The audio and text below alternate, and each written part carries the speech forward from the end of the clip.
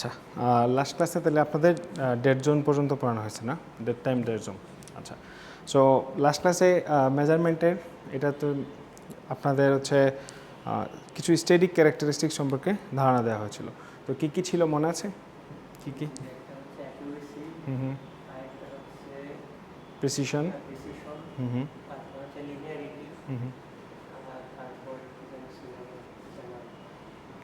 Linear accuracy, precision, linearity, আর কি ছিল? Dead time dead zone আর sensitivity. Sensitivity সম্পর্কে মনে হয় বলি নাই। আচ্ছা, বলছিলাম সেন্সিটিভিটি। আচ্ছা, ঠিক আছে। সো ওগুলা তো বুঝেছেন না? তো অ্যাকুরেসিটা কী বলেছিলাম যে ক্লোজনেস, হ্যাঁ মানে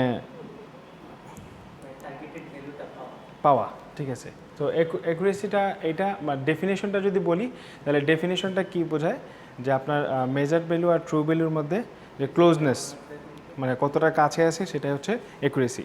আচ্ছা, আর মেজার্ড ভ্যালু আর ট্রু ভ্যালুর মধ্যে তাহলে যদি ডিফারেন্স হয়, যদি কাছে থাকা ক্লোজনেসটা যদি হয় অ্যাকুরেসি, তাহলে তাদের মধ্যে ডিফারেন্সটা কী, তাহলে কী হবে? উল্টা কী হবে? এরর, ঠিক আছে।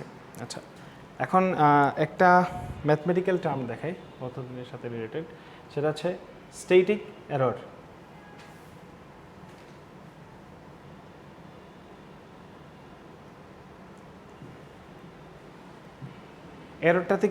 এররটা কি তো তা তো বুঝেছেন। আচ্ছা, তাহলে স্ট্যাটিক এররের ইকুয়েশনটা কি? ইকুয়েশনটা হচ্ছে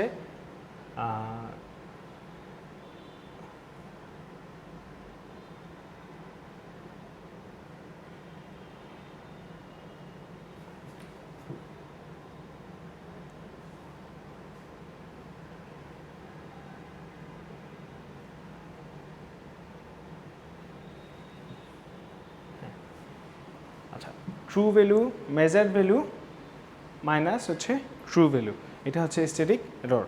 আচ্ছা, ট্রু ভ্যালুটা কী জিনিস মনে আছে?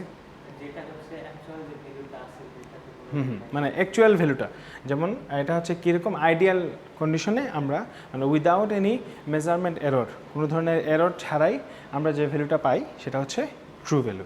সো স্ট্যাটিক এররের ক্ষেত্রে ইকুয়েশনটা হচ্ছে এই measured value A M. Modulus কোন জায়গায়?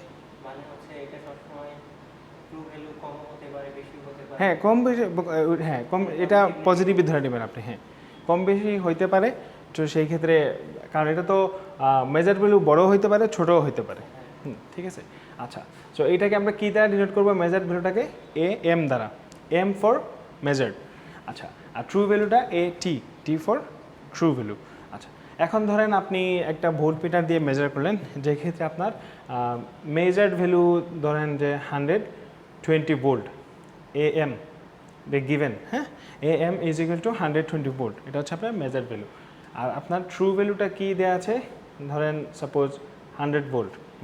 তাহলে আপনার স্ট্যাটিক এরর কত আসলো? তাহলে স্ট্যাটিক এরর তাহলে কী হবে? এ এম মাইনাস এটি, এই ভ্যালুটা কত আসলো? তাহলে 20 ভোল্ট। ওকে, আচ্ছা, আর এটা হচ্ছে ওকে স্ট্যাটিক এরর, স্ট্যাটিক। আচ্ছা, আরেকটা টার্ম আছে, সেটা হচ্ছে রিলেটিভ স্ট্যাটিক এরর।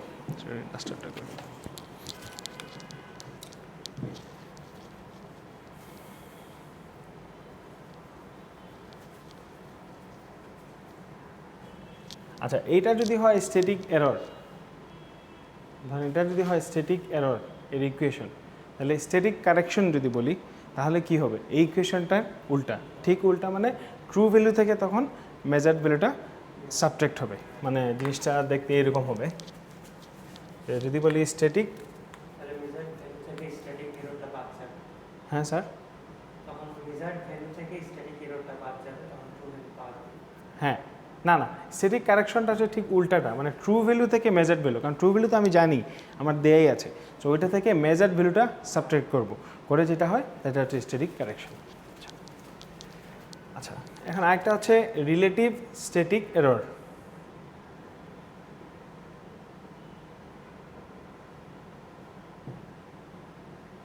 এটাকে আমরা সংক্ষেপে কি বলতে পারি? RSE, শর্ট ফর্ম আর কি, রিলেটিভ স্ট্যাটিক এরর। এটা হচ্ছে কীরকম যে আপনার কি আগে যে সূত্রটা ইউজ করেছিলাম, যেটা যে এই স্ট্যাটিক এররের যে ইকুয়েশন সেইটা উপরে থাকবে। এটাকে ধরেন আপনি ডেল এ দ্বারা ডিনোট করতে পারেন। হ্যাঁ, ডেল এ ডিভাইডেড বাই এটা হচ্ছে এটি ট্রু ভ্যালু ইন্টু 100%, এটা পার্সেন্টেজ হিসাব হবে। এটা একটু উঠে নেন সূত্রটা।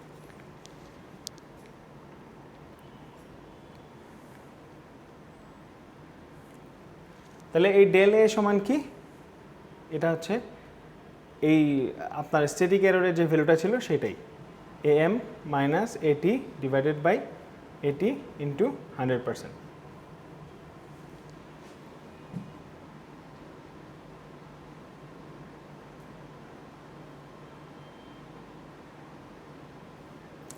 তাহলে এখন যদি মনে করেন আপনার আবার একটা ভোল্ট মিটার কথা চিন্তা করেন, যার ক্ষেত্রে ধরেন এটা am দেওয়া আছে 100 ভোল্ট, হ্যাঁ, এটি ট্রু ভ্যালু তার ছিল 80 ভোল্ট। হ্যাঁ, তাহলে সেই ক্ষেত্রে এটার ক্যালকুলেশন কীরকম হবে? হ্যাঁ, am এর মাইনাস 80, এখানে হচ্ছে কত 20, 100 মাইনাস 80, আর নিচে আছে কত, 80-র ভ্যালুটা 80 ইন্টু 100। সো এটা কাটাকাটি করে যা হয় 25% হবে। আচ্ছা আচ্ছা, সো এই দুইটা টার্ম সম্পর্কে ক্লিয়ার? এটা ছোটো ছোটো টার্ম, খুব ইজি টার্ম, বুঝতে পারবেন, আশা করি এটা কোনো অসুবিধা হয় না।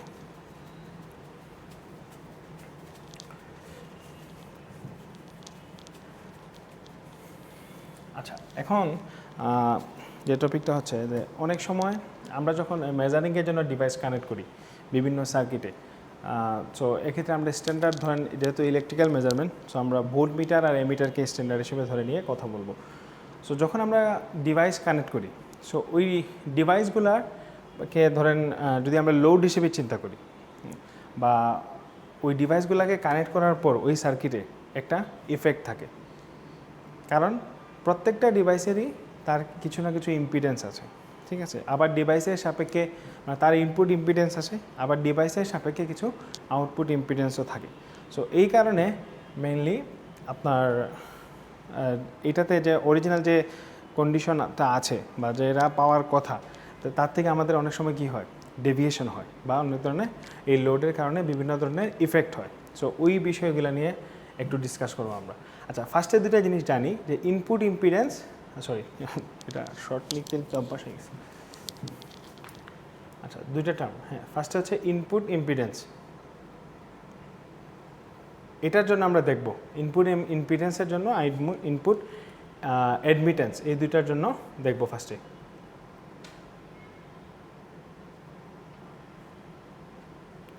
আর তারপর হচ্ছে আউটপুট ইম্পিডেন্স,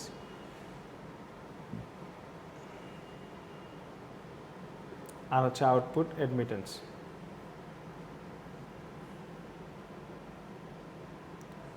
আচ্ছা, এই ইনপুট ইম্পিডেন্স যেটা, এই জিনিসটা কী আসলে?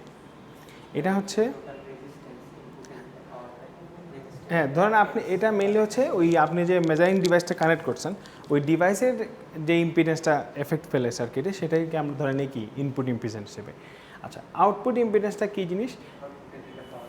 হ্যাঁ, এটা হচ্ছে মেইনলি যে আপনি যখন লোডের এন্ড থেকে দেখবেন, তখন সোর্সের যে একটা ইম্পিডেন্স থাকে সেইটা, যেমন যেটা হচ্ছে লোড যখন কারেন্ট ড্র করে, যার কারণে সোর্সে একটা ড্রপ হয় সেটা, অ্যান্ড সোর্সের ওইটা যে ইম্পিডেন্সটা থাকবে, ওইটাকে তো আমরা সোর্সের মধ্যে ইম্পিডেন্স ধরতে পারি না, কারণ সেটা তো সোর্সই। তো এই কারণে এই জিনিসটাকে অনেকটা ইকুইভ্যালেন্স হিসেবে ধরে নেওয়া হয়, এবং সেই ক্ষেত্রে ধরেন যদি ভোল্টেজ সোর্স হয়, যদি এটা ভোল্টেজ সোর্স হয়ে থাকে, তখন তার সাথে সিরিজে এটাকে চিন্তা করে নেওয়া হয়। আর যদি কারেন্ট সোর্স হয় এটা, তখন হচ্ছে সে প্যারালালে, কারেন্ট সোর্সের ক্ষেত্রে এটা প্যারালালে চিন্তা করে নেওয়া হয়। সো এটা এই দুইটা হচ্ছে ইনপুট ইম্পিডেন্স আর আউটপুট ইম্পিডেন্সের টার্ম। এটা জাস্ট মানে বোঝার জন্য আর কি বলা। আচ্ছা, এখন আসেন ইনপুট ইম্পিডেন্সের ক্ষেত্রে।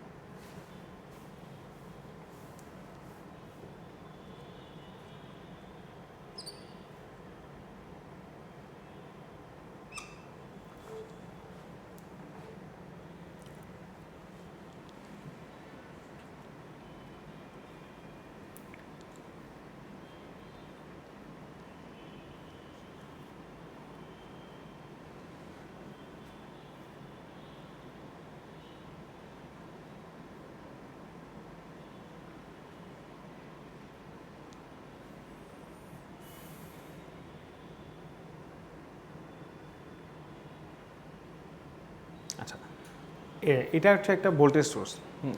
এখানের মধ্যে এখানে আমরা একটা ডিভাইস অ্যাড করলাম, ধরেন এটা মেজারিং একটা ডিভাইস। তো এই ক্ষেত্রে আমরা এটাকে একটা, যেহেতু ভোল্টেজ সোর্সের সাথে কানেক্ট করতেছি, একটা ভোল্ট মিটার হিসেবে ধরে নিতে পারি। আচ্ছা, এখন এই ভোল্ট মিটার সার্কিটের ক্ষেত্রে ধরেন কারেন্ট ফ্লো হচ্ছে আই, আই দ্বারা ডিনোট করা, আর এই টোটাল ভোল্টেজটা হচ্ছে ইআই, আর এইটার ইম্পিডেন্সটা হচ্ছে জেড নট যেটা হয়। এখন আমরা কি জানি যে ইম্পিডেন্সের সূত্রটা কি জানি আমরা, যে ইম্পিডেন্স যে রেজিস্ট্যান্স সেম। তো ইম্পিডেন্সের ক্ষেত্রে তাহলে যদি হ্যাঁ Z naught is equal two, তাহলে আমরা এটা লিখতে পারি না যে ভোল্টেজ ডিভাইডেড বাই কারেন্ট। কারণ কি আমরা কি জানি V is equal to I R, তাহলে R is equal to V by I.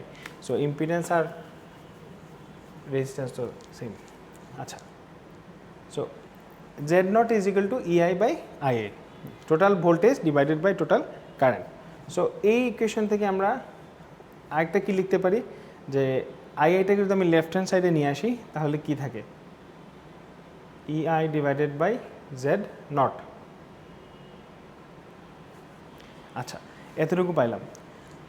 এখন আপনি ধরেন যে এই টোটাল সার্কিটের যদি পাওয়ার বলি, তাহলে পাওয়ার সমান কি লেখা যায়, পি ইজ ইকুয়াল টু আমরা কি জানি ভিআই। আচ্ছা, তা টোটাল ভোল্টেজটা যেটা ইনটু কারেন্ট ধরেন এটা আইএ ধরলাম।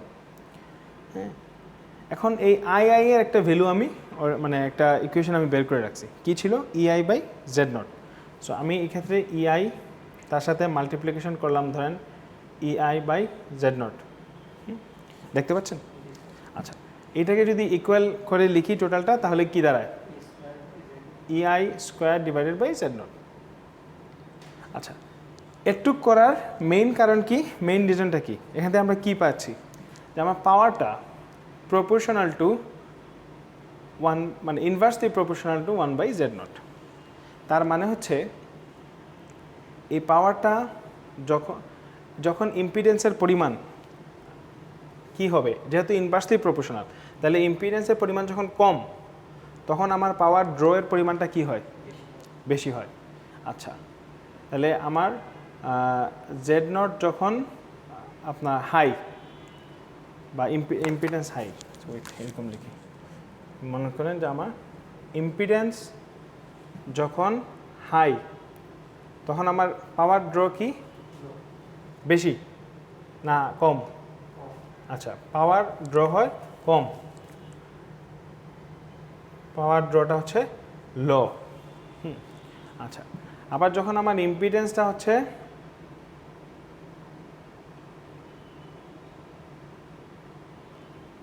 লো, যেহেতু ইনভার্সলি প্রপোর্শনাল, তখন পাওয়ারের ড্রটা বেশি বা হাই, পাওয়ার ড্র মোর, এখানে লেস হবে, লেস।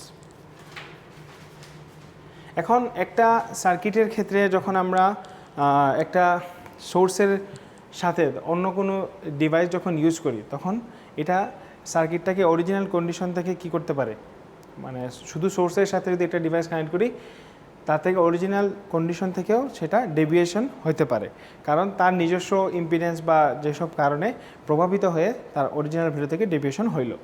আচ্ছা, সো এই ক্ষেত্রে আমরা যদি প্রথমে বলেছিলাম যে কি এটা একটা ভোল্ট মিটার হিসেবে ধরে নেওয়া যায়। সো এটা যদি একটা ভোল্ট মিটার হয়, তাহলে আমরা ভোল্ট মিটারের ক্ষেত্রে কি পাইলাম, যে ভোল্টেজ মেজার করার ক্ষেত্রে একটা ভোল্ট মিটারের ইম্পিডেন্স কি হইতে হবে, শুড বি হাই। কারণ আমি তো চাই যে ভোল্ট মিটারটা যখন সার্কিটে কানেক্ট করব, তার পাওয়ার ড্রয়ের পরিমাণ যত কম রাখা যায় তত আমার জন্য কি ভালো। কারণ সে যদি মেজার করতে গিয়ে পাওয়ার ড্রয়ের পরিমাণ তার বেশি হয়ে যায়, হ্যাঁ, মানে সে নিজেই পাওয়ার ড্র বেশি করে ফেলে, তো সেটা আমার সার্কিটকে, মানে অরিজিনাল যে উদ্দেশ্য যেটা ছিল বা মোটিভ যেটা ছিল, সেটাকে কী করলো, হ্যাম্পার করলো। সো এই কারণে আমরা কি চাই যে ভোল্ট মিটারের ক্ষেত্রে ইম্পিডেন্সটা হাই হোক, যাতে পাওয়ার ড্রটা কম হয়, আর ইম্পিডেন্স যদি লো হয় তাহলে পাওয়ার ড্র বেশি হবে, যেটা ইন্টারাপ্ট করবে সার্কিটে। সো এই কারণে আইডিয়াল ভোল্ট মিটার যদি আমি ধরি, আইডিয়াল ভোল্ট মিটার, তার ক্ষেত্রে impedance should be 0, impedance should be high, হ্যাঁ সরি, ইনফিনিটি হবে। তাহলে যদি আইডিয়াল একটা অবস্থা ধরি, তাহলে ভোল্ট মিটারের ক্ষেত্রে তার ইম্পিডেন্সটা এটা তো এইভাবে বলা যায় যখন আমরা তো ভোল্টমিটার হচ্ছে প্যারালালি কানেক্ট করি, হ্যাঁ তো সেখানে কারেন্ট দুইটা পথ তৈরি করে, একটা হুম, হুম, হুম। ভোল্টমিটারে একটা হচ্ছে মূল সার্কিটে, হ্যাঁ তো ভোল্টমিটারে যদি ওপেন সার্কিট হয় সেটাকে বলা হচ্ছে ইনপুট ইম্পিডেন্স হচ্ছে ইনফিনিটি, হ্যাঁ তো ওইখানে কারেন্ট পাস করতে পারতেছে না এবং ওটা সবচেয়ে ভালো মেজার করতে পারছে। ভালো মেজার করতে পারছে, হ্যাঁ আর যদি ওখানে শর্ট সার্কিট হয় তাহলে তো ইনপুট ইম্পিডেন্স কম হচ্ছে, হুম তখন কারেন্ট পাস করে দিলে আই স্কয়ার আর পরিমাণ হচ্ছে পাওয়ার সেখানে ড্র করতেছে, হ্যাঁ এখানে হচ্ছে মেজারমেন্টে সবসময় ভুল আসতেছে, ভুল আসতেছে, হ্যাঁ আই স্কয়ার আর দিয়েও তো লেখা যায়। হ্যাঁ হ্যাঁ। সো যেহেতু ভোল্টমিটারটা প্যারালালি কানেক্টেড, তো এটা ইম্পিডেন্স যদি কম হয়ে যায় তার মূল সার্কিট এদিকে আরেকটা পাথ ক্রিয়েট করে নেবে, তখন তো আমার উদ্দেশ্য অন্যটা হয়ে গেল। মানে ভোল্টমিটার থ্রোতেই যদি আমার কারেন্ট ফ্লো শুরু হয়ে যায়, পাওয়ার ড্র করা শুরু করে, তাহলে তো আমার এটা কাজ করলো না। সো এই জিনিসটাই আপনি যেটা বলছেন এক্স্যাক্টলি এটাই। সো আইডিয়াল ভোল্টমিটারের ক্ষেত্রে আমি কী চাই, তার ইম্পিডেন্সটা শুড বি ইনফিনিটি। যত বেশি হবে তত আমার জন্য ভালো বা স্ট্যান্ডার্ড। আচ্ছা, এটা হচ্ছে ইনপুট ইম্পিডেন্সের ক্ষেত্রে। এখন আচ্ছা ছবিটা থাকুক সেম জিনিসই।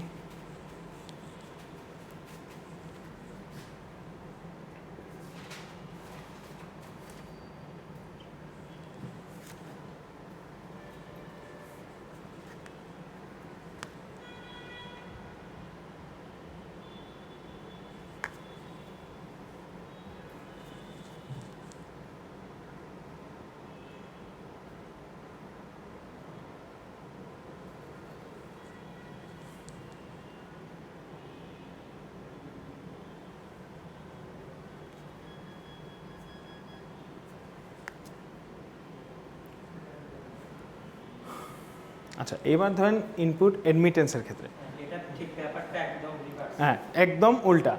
কারণ এটা হচ্ছে কারেন্ট সোর্সের সাথে হিসাব করে। সো আপনি যে ব্যাখ্যাটা দিয়েছেন একটু আগে, তার সাথে রিলেট করলেও কী হয়, যে ভোল্টেজ সোর্স প্যারালালে আর কারেন্ট সোর্স আছে সিরিজে থাকে, যার কারণে এটা কী হয়। আচ্ছা, আমরা একটু এক্সপ্লেনেশনটা দেখি। তো ফার্স্টে ধরেন অ্যাডমিটেন্স। অ্যাডমিটেন্স সমান কী জানি আমরা? আচ্ছা, অ্যাডমিটেন্সটা হচ্ছে কি ইম্পিডেন্সের উল্টা, ঠিক রিভার্স। তাহলে ইম্পিডেন্স যদি হয় ইআই বাই আইআই, তাহলে অ্যাডমিটেন্সটা কী হবে? উল্টা হবে, আইআই বাই ইআই। আচ্ছা, একটু যদি মুছাই দিই নাহলে কনফিউশন ক্লিয়ার হবে। So impedance is equal two এইটা আইআই বাই ইআই। তো এইটা থেকে আমি যদি ইআইকে লেফট হ্যান্ড সাইডে নিয়ে আসি, তাহলে আইআই বাই ওয়াই। এখন যদি আবার সেম পাওয়ারের ইকুয়েশন ধরি, তা পাওয়ার ইকুয়েশন কী হবে এখানে? ভিআই। ভিআই মানে হচ্ছে total voltage into total current. So এই জায়গায় ইআই এর একটা ভ্যালু আমি অলরেডি বের করে রাখছি, মানে ইকুয়েশন ভ্যালু না, সরি। সো কী ছিল? I I divided by Y into I I. So is equal to আমি কী লিখতে পারি? I I whole square divided by Y. আবার এই জিনিসটাকে আমি এইভাবে লিখতে পারি যে আইআই স্কোয়ার ইন্টু জেড, যেহেতু অপোজিটটা। এক্সপ্লেনেশনটা কি? সেম, যে এই ক্ষেত্রে আপনার অ্যাডমিটেন্সটা পাওয়ারটা ইনভার্সলি প্রপোর্শনাল টু অ্যাডমিটেন্স। তার মানে হচ্ছে অ্যাডমিটেন্স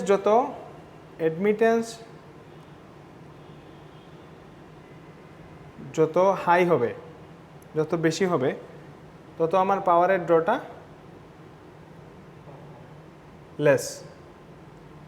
আবার অ্যাডমিটেন্স যত লো হবে, পাওয়ারের ড্রটা হাই হবে।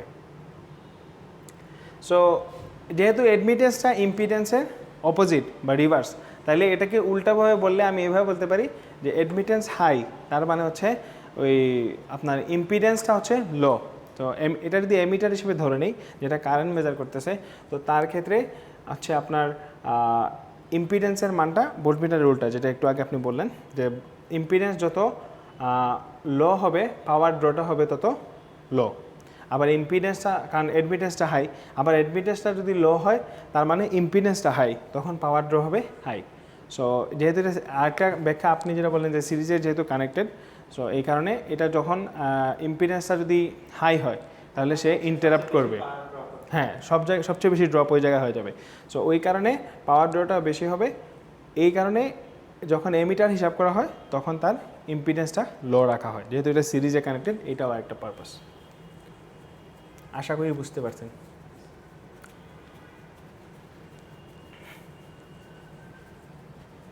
সো এই দুইটা যদি ধরেন এক্সামে এই দুইটার মধ্যে মানে রিজন দেওয়া হয় যে কেন কোনটা বেশি কোনটা কম, তখন তো পারবেন। জাস্ট একটু মানে ইকুয়েশন দিয়ে এক্সপ্লেনেশন দিয়ে তারপরে আপনারা আপনাদের এক্সপ্লেনেশন দিয়ে দিবেন যে কী কারণে হাই কী কারণে লো হয়।